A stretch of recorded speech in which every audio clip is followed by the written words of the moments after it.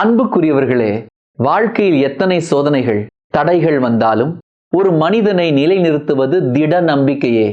கடல் கொந்தளித்தாலும் நங்கூரம் தளராது. அதே போல திட நம்பிக்கையுடன் இருக்கும் மனம் எந்த புயலையும் சமாளிக்கும். நம்பிக்கை என்பது கண்ணால் காணப்படாத சக்தி, ஆனாலும் மலைகளை நகர்த்தும் வல்லமை கொண்டது. இயேசுவின் நாமத்தினால் இது நடக்கும் என்கிற நம்பிக்கை, இது நடக்குமா, எப்படி நடக்கும் என்கிற 1000 சந்தேகங்களை தகர்த்தெறியக்கூடியது.